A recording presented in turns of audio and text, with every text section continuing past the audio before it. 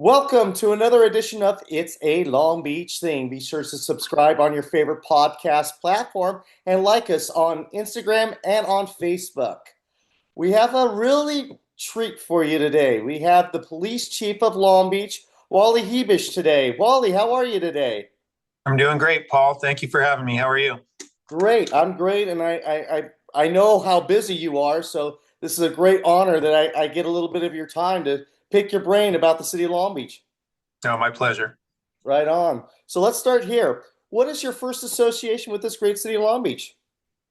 Ooh, that my history with Long Beach really spans the entirety of my life. I grew up in North Long Beach as a young kid. My mother was a teacher at Long Beach City College for many years before she passed away. So I've always been connected to the city of Long Beach. Time went by and we moved to different places in the region, but always had that connection to Long Beach. I came back for college and I'm a graduate of Cal State Long Beach. My wife and I both attended Cal State Long Beach together, and after college, I became a police officer. And so, 31 years later, I'm still in the city of Long Beach. So it's really a big part of my life. My family spent a tremendous amount of time here, and we still do. So it means a great deal to me, the city and the success of the city and the service that the police department provides. So North Long Beach, did you go to Jordan? No, I went to elementary school in North Long Beach. So I went to Collins Elementary School, and this was years ago. So, and I'm not going to tell you how old I am, even though it's public. You'll be able to find out. But yeah, it was. So I went to Collins Elementary School, and then after elementary school, we moved nearby to Cerritos, and I went to junior high and high school there, and then came back for college in Long Beach. So when you got into Long Beach State, and I read your bio, it was criminal justice. So it sounds like you were looking to get into law enforcement as a young man. Well, yeah, I always had this kind of interest in investigative work, not necessarily law enforcement as a young child, but I was really, fascinated by a lot of shows on TV about investigations and law enforcement, and really, my dad was an engineer, and so I was a child that was exposed to a lot of different things, from having a teacher as a mother, an engineer as a father, and really problem solving. And I think that kind of led me to law enforcement, because I always had this desire to try to solve problems. And the reason I mentioned my dad's engineering background is I would go in the garage and just mess with all the stuff he had in the garage, and putting things together and taking them apart and drive him crazy. But I just had a curious mind.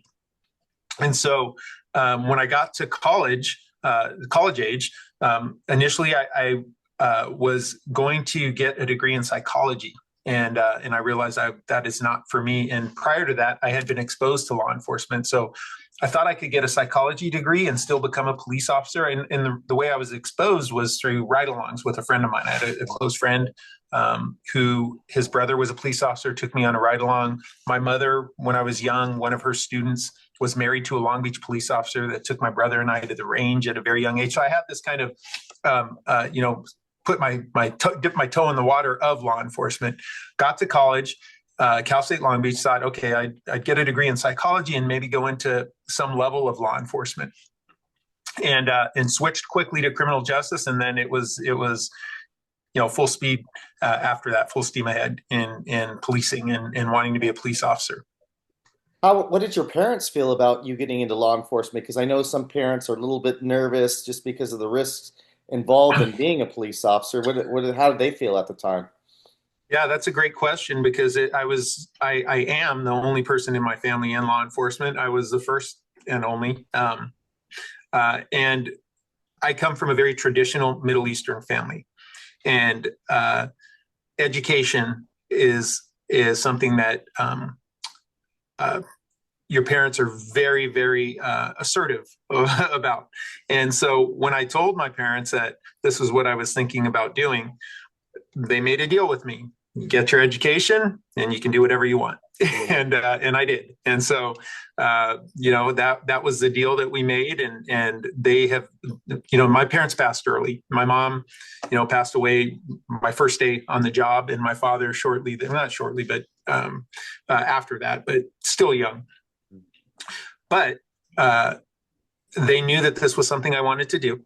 And they knew that I was working hard to get my degree and my education. And if I did that, they would be supportive, and they were very supportive. And actually, my father, who was alive as I, spent my first few years here, was very proud of the fact that, I had become a police officer, which was so different from cousins who were doctors and lawyers and architects and engineers, and which is kind of the trade profession of trade in our culture. And it became somewhat of a sense of pride for him, I think, to see me become a police officer. And unfortunately, my parents weren't able to see me rise to the level of chief, but maybe they're looking down and smiling about that.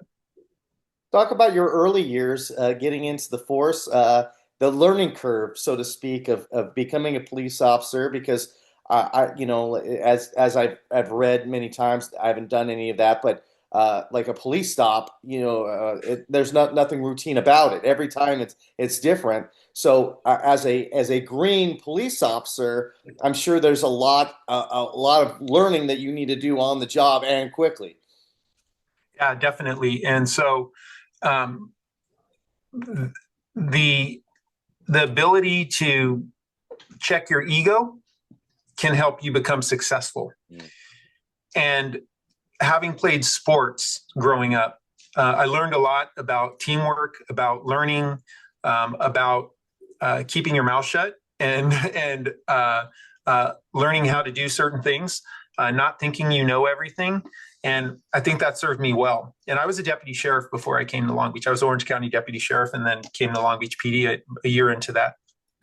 And so, reflecting on my training, the reality of the job, um, the reverence for human life, and the fact that any day could be my last, I think was very instrumental in helping me learn and understand and develop the expertise necessary to be successful in this job. Policing is a hard job. It's always been hard, and it's probably harder today than it's ever been. The demands that are put on the line level police officers, the patrol officers that are out in the field, are incredible. They're expected to be, experts in law, social workers, guardians, and they do all of those things. But it's a tremendous amount of pressure, and you take everything that's expected of you and wrap in the ability to keep the community safe and keep yourself safe and your partners. That's a heavy load. And so I think recognizing that early on was very helpful for me, knowing that I didn't know everything, and that, I could do the best I could do. And at the end of the day, that might not be enough. Mm. And coming to terms with that, I think helped me.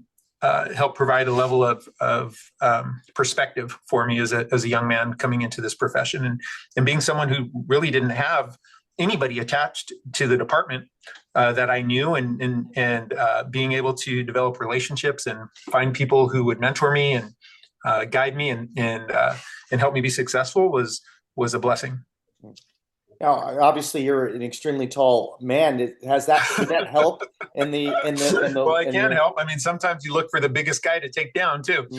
So I mean, I think there's something called command presence in law enforcement, and it's really projecting this command capability, and it's through not necessarily your height or your weight or your physical fitness, but the way you carry yourself. That can be instrumental in safety.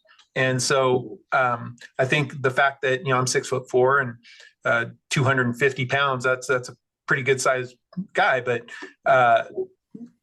that is just one part of it. It's really about how you project yourself and how you interact and how you treat people. There's something I learned early on as a police officer in speaking to one of the senior officers back decades ago about when you're sworn in as a police officer and you're out on the street and you're dealing with people who maybe are out of prison or come from a criminal background or underserved neighborhoods or whatever the case may be, find themselves in the criminal justice system. People that don't have anything, there's one thing you never want to take away from them. That's their dignity. That's the one thing they have that they can control. And that's stuck with me because I've seen it happen. I've seen where somebody has taken away someone's dignity and things go sideways quickly. And so that is something that I've thought about. And so I never really thought, okay, my size is going to get me out of this problem. I always thought my mind is going to get me out of this problem. My ability to empathize and to understand and still be assertive in doing the job that I have to do. I have no problem taking someone to jail if they earn a trip to jail. None at all. And I expect the same from my officers. Nobody has the right to victimize anybody in our city. That's what I believe. That's who I am at my core. You do not have a right to victimize somebody else. But we also need to make sure that we're treating people with compassion, respect, and dignity, and don't take away the one and only thing that some people have, which is their self-respect or their dignity. So going through this process of learning to be a police officer, being in Long Beach, did you always have this thought that I want to be the police chief, or was Never. that happenstance, or? Never. No, I didn't. Every position, and I've been very fortunate and blessed in my career. I've worked a variety of specialized jobs and held every rank in the department. And I couldn't ask for more from the city or the department in terms of my career. But every job that I've had in this department, I've always thought would be my last job. This is where I'm going to retire. I love this job. And so whether it was a detective in narcotics or working in intelligence as a lieutenant in there, or working in homicide, I worked in homicide as a sergeant for about a year. All of those jobs were the best job I ever had, and until I got the next job. And so I had people who took an interest in helping me, saw something in me and helping me see the bigger picture, and encouraging me to promote.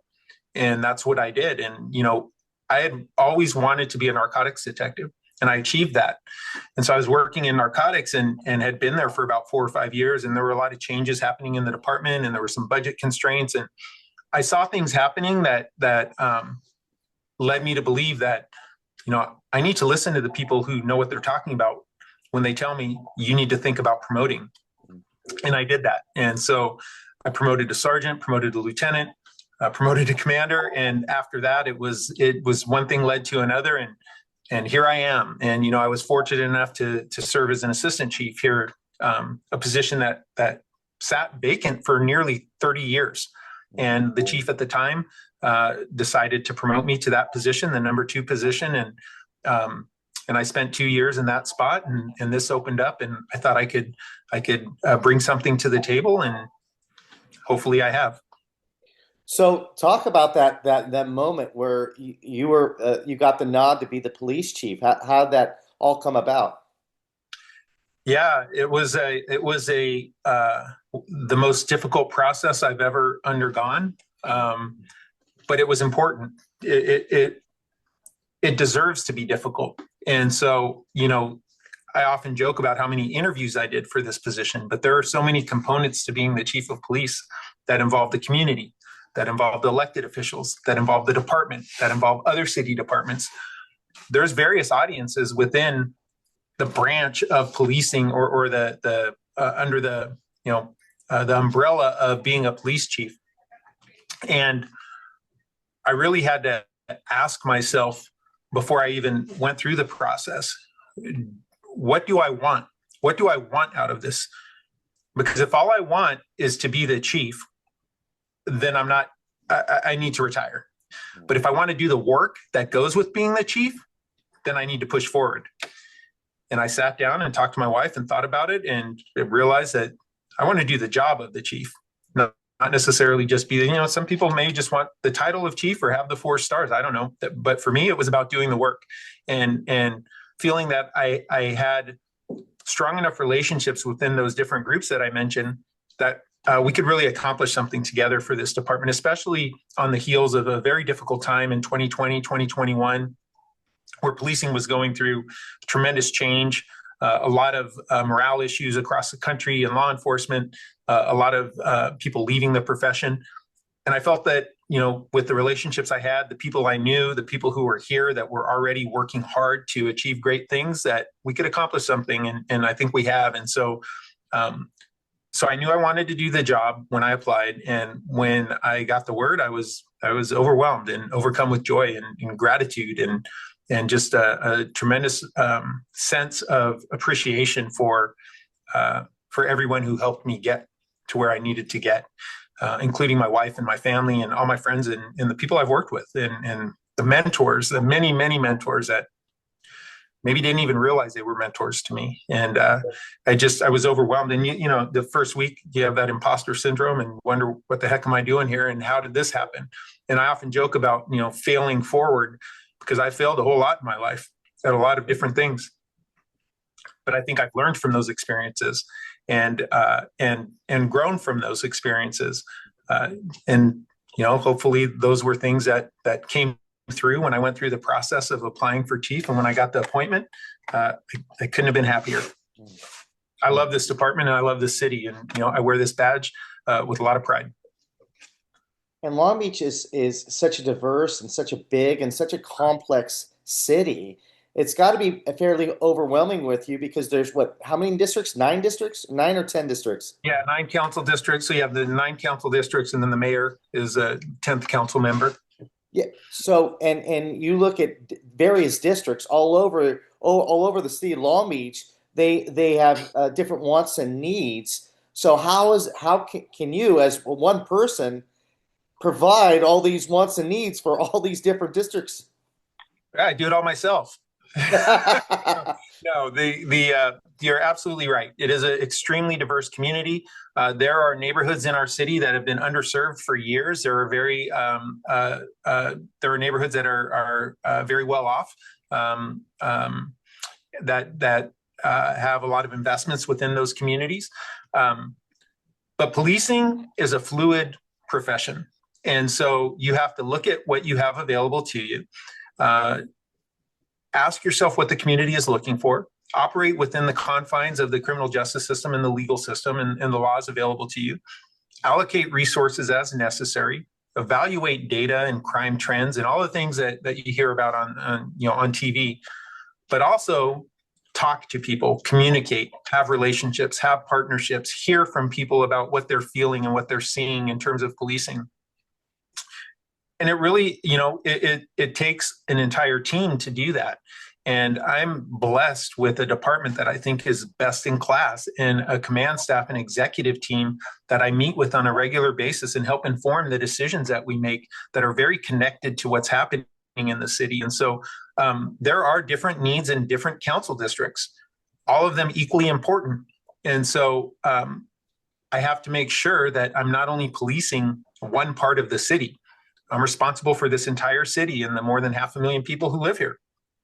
And so I need to make sure that our police department is providing the same level of service to all those people, while it might not be the same service that's being provided because there's different needs. There's crime trends are different in one part of the city and the other. You may have issues related to intoxication down in an entertainment district, which aren't necessarily the same issues you have out near the town center. You may have property theft or something going on out there. So you have to be very committed to evaluating data, analyzing data, but also getting testimonials and talking to people and giving your entire community a voice. It doesn't matter what part of the city they're in.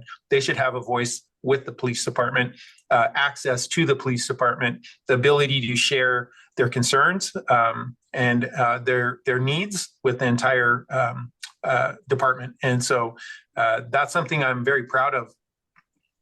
Is taking our communication model and growing it into a way where it's we have our media relations portion of communication, but we also have this connectivity that is really a two-way function, where each division, we have 4 geographic patrol divisions, where each division commander is hosting community meetings, attending council meetings, working with the council members for each district and the community groups and leaders within their their patrol areas, and really finding what is effective in safety and bringing that back to the entire command staff during our crime meetings. And so it's like I said, a fluid process where we're always planning, strategizing, looking at ways to keep the city safe and to reduce crime. In that vein, what can we do as a community? Because I feel like it's a community thing. It's not just the police chief and it's not just the police department, but it's the community itself. What can we do together with the police department to make Long Beach a safer environment for all citizens? Yeah, I think that's a great question, and one that I'm frequently asked. And what I say is this: that you can be partners. You can be partners, committed to problem solving, um, comfortable and confident in addressing issues. I want to be held accountable, but I also want to hear those same partners that are holding me accountable, and by me I mean my department, accountable. I want to hear those same partners be vocal and supportive when it's right to do so. And so I think really engaging with the department, communicating with the department, looking at ways to partner on specific issues and have this shared responsibility in public safety is critical for the success of any police department. Don't believe everything you hear. If you have questions, ask. There are stories out there that sometimes are not true. Sometimes they are. But we are a very open department. We are committed to transparency and accountability. We have been for many years. I think now is probably one of the most communicative times in our department, in the history of our department. I think that we communicate more than we ever have before, but that's still not enough. And so, I often talk with the executive communications officer and the communications team about how to expand our level of communication, because that's how you solve problems. One of the things that I also want to add to this in terms of the community and how the community can help in policing is meet with your commanders, meet with your staff. We have a youth and community engagement division that is out in the public trying to recruit and provide guidance and leadership and development for kids in our community. Build relationships before the emergency or the crisis happens. Know who the police commanders are before an emergency happens. It makes it much easier to solve problems and work through, crisis, a critical situation or a crisis. I think that's extremely important. And so for me, communication is the key. Being vocal in your support and in your criticism if it's warranted. Nobody's perfect, including the chief of police and the police department, but we do the best we can to serve this community, and I think we do a pretty darn good job of it. Well, you've been with the community of Long Beach for a long time, from the 90s to now, and I'm sure you've seen a lot of good and you've seen a lot of bad. One of the things that I've seen, because I've been living in the community since the 90s, is I've seen an uptick, and it's not because of the police department, but I've seen a lot of uptick in homelessness. And I actually feel very, very sorry for the police department having to deal with some of that stuff, because some of these people that are on the streets are not in their right mind, and to have a rational conversation with these people, sometimes you can't do it. So how knowing that this is an issue in our city, what are things that you guys do to help with that situation? And obviously, you still want to treat with people with dignity, but obviously there's some times where there's a communication barrier in those situations. And what can we do?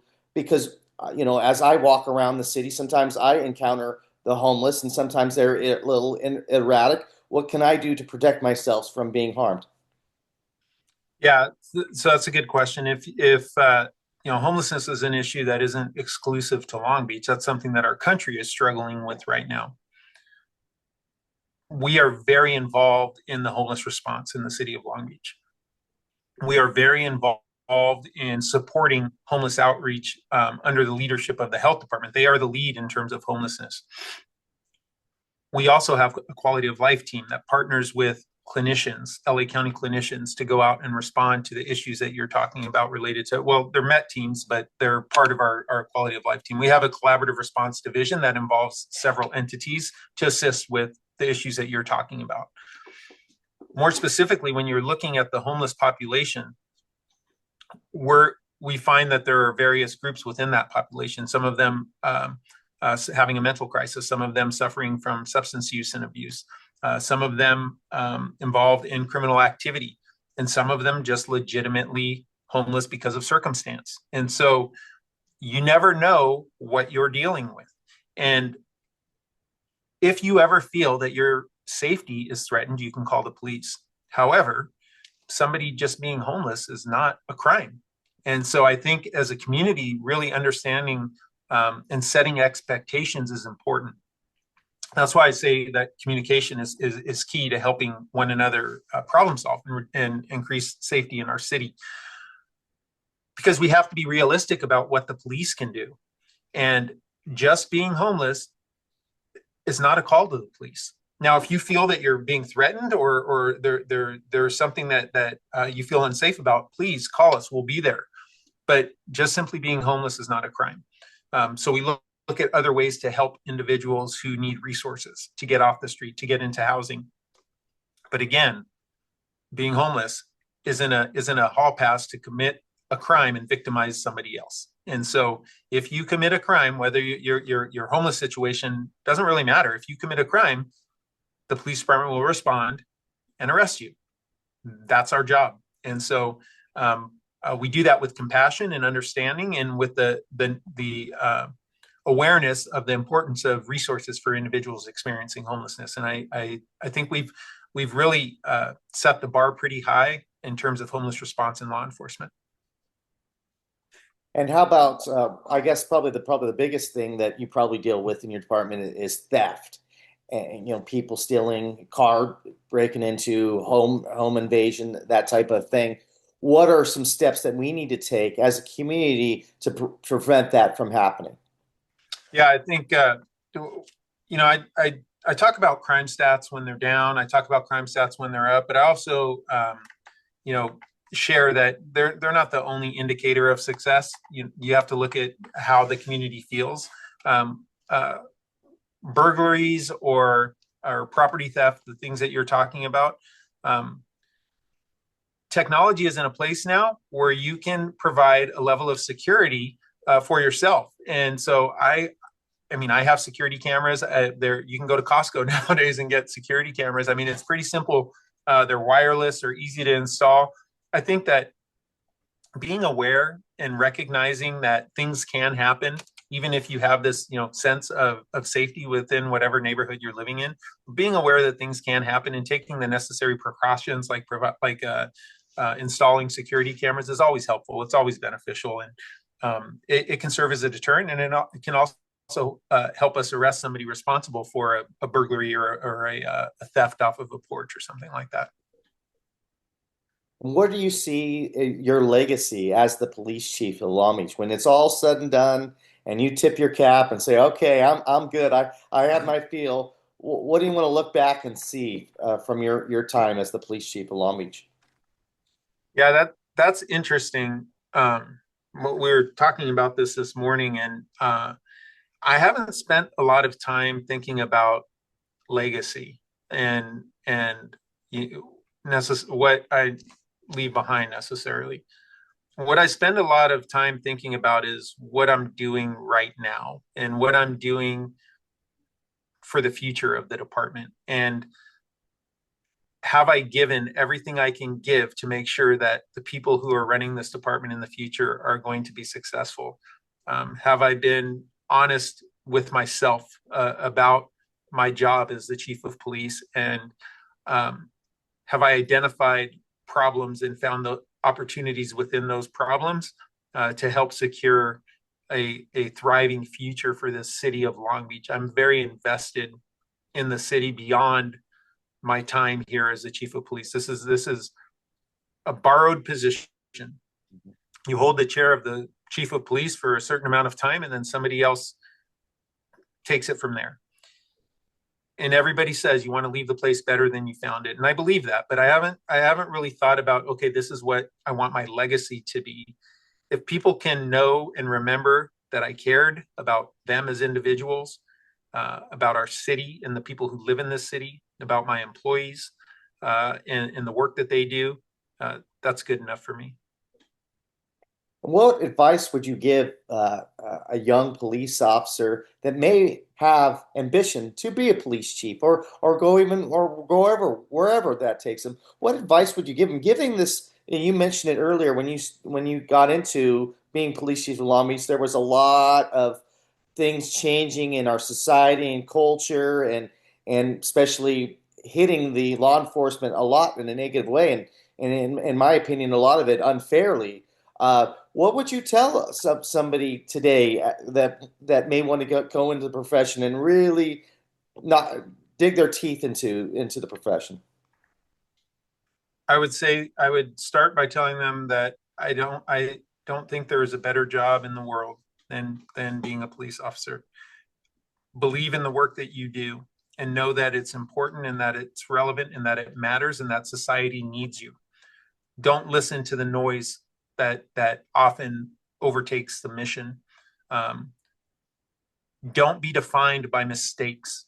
Understand that mistakes are opportunities for growth. Um, I started with the ego comment. Make sure your ego doesn't get in the way of your progress. And if you desire to achieve something in this department or in this profession, don't ever let anybody tell you that you can't. I've been told there's certain things that I can't do, and I've been able to do every single one of them. Mhm. Keep pushing forward, because if you treat this job with the respect that it deserves, you'll get that respect back. And I think that you know, young officers coming into this profession are much different than they were 30 some odd years ago when I started. There are generational differences. They have different needs and wants and desires and understanding. We need to change and adapt to the new generation, not the other way around. And the one thing that I think is constant is, if you want to be part of a life of service, you have to have a desire to serve and you have to care about people. That's people that you work with and people that you're helping out in the community. Um, don't get sidetracked on nonsense. Make a mistake, everybody does. Nobody's perfect. That's a myth in my book. Like, perfection doesn't really exist. Strive for excellence, not perfection. And I think that if you do those things and you work hard, I think you can go anywhere you want in this place. It's beautiful. And what programs that you guys are involved with that maybe the city of Long Beach or maybe the citizens of Long Beach may not know about? What types of programs Like, are you talking about? maybe it's the type of programs that may keep the city safe, or Oh, programs that you're okay. working So like on. projects that we're working on, that type of Yeah. thing. Yeah. So I was just in my executive meeting this morning and talking about the things that are top of mind for me right now. The number one uh, biggest project for us is the new Long Beach Police Academy. That is an academy that is 30 years in the making, that we're getting close to the finish line on, and will serve as the gem of the department and a huge part of the city in terms of attracting new officers. That academy is a priority. It is top of mind. I think about getting the launch date in place and launching our class 100, our 100th police academy class at the new academy, and having that be one of the largest classes that we've ever hosted. Those are the things that are really important in terms of how those benefit the public. Is it helps grow our department. It's no secret that policing is going through a recruitment and retention crisis right now, that most police departments are understaffed. But filling our vacancies is a priority for the entire department. And having this academy and this class on board will help us reach those numbers that we need to reach. I think about the future, the Olympics in 2028, future-proofing this organization and the city of Long Beach, making sure that the Olympic Games are safe and that everybody can enjoy those safely in our region. That's important to me. So working on projects like the Academy, Class 100, a real-time crime center that we've never had. Now we have a real-time crime center that operates and helps us with technology solutions and platforms in how we respond to calls for service. Continued collaborations with other departments to see if there are things that they can do that can maybe reduce the workload for the police department, those things that don't necessarily require a police officer to respond to. And continuing to grow the department so it can serve a city the size of Long Beach. And so that is, that is something I'm always talking about, something I'm continuing to push on. And I think that if we keep going the way we're going, we should have enough officers to continue to provide the service that that our city deserves.